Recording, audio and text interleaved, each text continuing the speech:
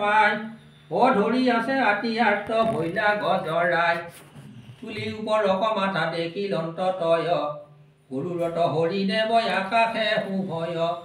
ওপৰক তুলি চক্ৰ ধৰি চামুৰাৰী ও আঠে বেঠে পদ্ম লৈলন্তয় ভাৰী তেওঁ যেতিয়া তেওঁৰ ওপৰত আহি গৰুৰে পিঠি উৰি আছে ভ্ৰমণ কৰি আছে এই দেখা পালে গজে হাতীয়ে দেখা পাই পানীৰ কাষত এটা পদুম ফুল তুলি আছে ফুলটো কি কৰিলে সুৰডালি টানি মাৰি ধুনীয়াকৈ তেওঁ সেইটো অৰ্পণ কৰিছে সুৰডালি প্ৰভু এইটো আপোনাক দিছোঁ পদ্মৰ ভক্তি অৰ্চনা কৰিছে তাৰমানে সেইকাৰণে ভগৱানক এটা ফুল দিবা আমি আৰু পদুম ফুল ক'ত পাম এই ৰাম পদ্ম সমনিতে শুঙ ওপৰক তুলি দুখ পাই অৰ্তনাদে বোলে কণ্ঠ মেলি হে নাৰায়ণ নমো সৰ্বদেৱ গুৰু নমো ভগৱন্ত ভকতৰ কল্পতৰু গতিকে প্ৰভু আপোনাক কি দিম মই গতিকে আপোনাক এইখিনিয়ে দিলোঁ আপুনি গ্ৰহণ কৰক বুলি মানে কি কৰিলে তেওঁ পদুম ফুলটো ওপৰৰ ফালে তুলি ভগৱানক আৰাধনা কৰিলে এটাকে বুলন্ত প্ৰেমে দ্ৰবিল হৃদয় দুয়ো নয়নৰ নীৰ ধাৰাৰে বহয় অনন্ত সমুদে যাই নিমজিল মন স্তম্ভিয়া ৰহিল চিন্তি কৃষ্ণৰ চৰণ ভগৱন্ত অজদেৱ দেখিলা তথা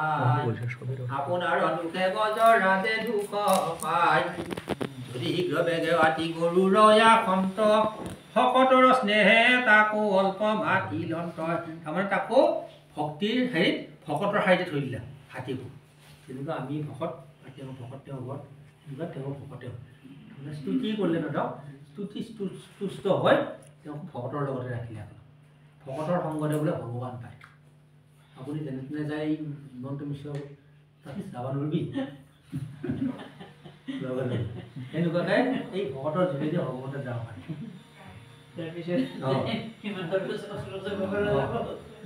তাৰমানে 5 টকা লাগব 1 মাহ 2 মাহ আগতে হয়নে এটা আপুনি অফিচত গ'লে আপোনাৰ কাগজখন যদি চকীদাৰটোক যদি হেৰি নিদিয়ে অলপ পেলাই থ'ব নাই আজি চাৰ অহা নাই কিবা কিবি কওঁ যদি আপোনাৰ তাক অলপ কিবা তামোল পাণ চাই আছে অলপ নিদিয়া এই সিদিনাখন ওপৰত থৈ দিলা নহয় ও ৰাম ভকত গজৰ দুখে নহহে হৃদয় লাম্ফনীয়া গৰুৰৰ নামি দয়াময় গ্ৰাহে সমনিতে গজৰায় ককিল পায়ে সৰোবৰৰ হন্তে টানি আনিলা লীলায়ে চক্ৰ ধৰি গ্ৰাহকে চিলিলা কুঁৱাৰী গজেন্দ্ৰ কনিষ্ঠাৰিলা ভক্ত ভয় ইহাৰী চাহি আছা দেৱগণ মহাৰংগ কৰি ও চতুৰ্ভেটি বেৰি হবে মুখে হৰি হৰি গতিকে তেওঁ কি বোলে থাপ মাৰি হেৰি ধৰি টানি আনিলে আনিলে গজেন্দ্ৰৰ সুদৰ্শন চক্ৰ মাৰি মুখখন ফালি পেলালা আৰু গজেন্দ্ৰৰ লগে লগে মুক্ত এইটো উপদেশ আছে কবিৰ অলপ চাই আজি সামৰণি মাৰি এইটো কবিৰ উপদেশ ও শিভাগত ইটো মহন্ত পুৰাণ একান্ত সন্তৰ জানা ইহে জীৱ প্ৰাণ গজেন্দ্ৰ মুখ্য বনাম তৃতীয় অধ্যায়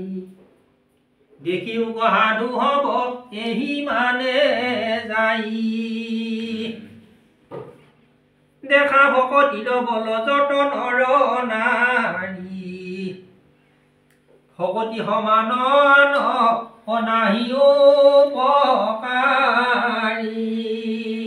দেখছে না ভকতি সমান বোলে উপকাৰী বস্তু একো নাই কৈছে নৰ নাৰী হে নৰ নাৰী তোমালোকে কাণ পাতি শুনা ইয়াৰ নিচিনা উত্তম বস্তু আৰু এই জগতত নাই ও ৰাম যদি প্ৰভু ভগৱন্ত অজিত হোৱন্ত অভকতি লবলে তবু ভকতে জিনন্ত অজিত মানে অৰিজিন বুলি কৈছে আমাৰ খাদ্যটো হজম হোৱা নাই সেই বস্তুটোৰ কথা কৈছে এই অৰ্থটো গতিকে যদি ভগৱান সন্তুষ্ট হয় সেই অৰিজিন বস্তুকো হজম কৰাত হজমলা খাব নালাগে আৰু গাড়ীখিনি খাব নালাগে হজম ইমান শক্তি আছে এই গজেন্দ্ৰ ভকতিৰ দেখিয়া দেৱ হৰি গৰুৰকো এৰিয়া খিলা শীঘ্ৰ কৰি আৰু দেখা ভকতিত বৈশ্য ভগৱন্ত দুৰ্গতিৰ আৱশেষ শাক ভুঞ্জিলন্ত ভকতৰ শক্তিৰ কাৰণে দুৰ্গতিৰ শেষত ৰোৱা বস্তু তেওঁ গ্ৰহণ কৰিছিল ভগৱান স্বয়ং জগতৰ প্ৰতি হ'ল দুৰ্গতিৰ এই বনৰ মাজত দুৰ্বাসাৰ ৰক্ষাৰ কাৰণে হে ভকতিৰ বৈশ্য হুয়া সকলে গোপীৰ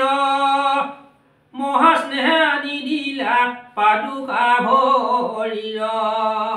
ইফালে গোপীবিলাকৰ ভক্তিটো সুস্থ হৈ গোপীৰ ভৰি তুলি কি কৈছিল তেওঁ শিৰত লৈছিল তাৰমানে ৰূপত বলীয়া হয় ভগৱন্তৰ সদায় নাম লওঁতে তাতে তুষ্ট হৈছিল ভগৱান গোপীবিলাক কৃষ্ণৰ হৃদয় মতলীয়া হৈছিল বাহিৰ দূৰত তেওঁ ৰূপত মতলীয়া হৈছিল হে ভগৱন্ত সম নাহি ভকত বৎসল কেমনে পাখৰা টান অৰুণ চৰণ কেমনে পাখৰা টান চৰণ কমল তেওঁ চৰণ দুখন কমল পদুম ফুলৰ নিচিনা ধুনীয়া আছিল তাৰমানে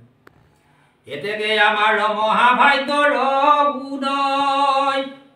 একান্ত সাধুৰ সংগ কিলা কৃপাময় সাধুখে মূল গুৰু সাধুখে জীৱন সাধুৰ চৰণে মোৰ নিমজো মন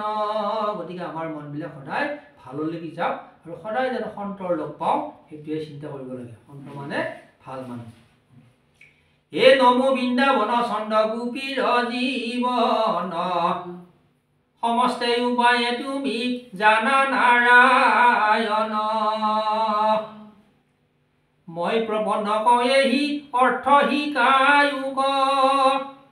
মুখ্য অৱস্থাৰ ৰতি চৰণত ৰোক আমাৰ অৱচন বুলি হেলা নোযোৱাই ও ভাগৱত গ্ৰন্থ বিচাৰিয়াক পাই এই ভাগৱতৰ যোগেৰে সকলোবিলাক পায় হেলাও তাৰমানে গুচি যায় আঁতৰি যায়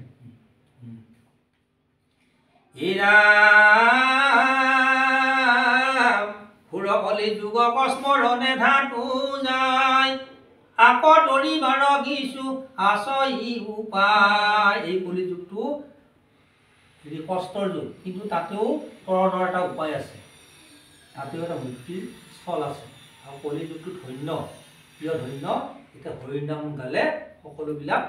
দুখ নিবাৰণ হয় বা মুক্তি পায় সকলোৱে সেইটোৰ কাৰণে কলি যুগ ধন্য আৰু ধন্য নৰতনো এইবিলাক আছে নহয়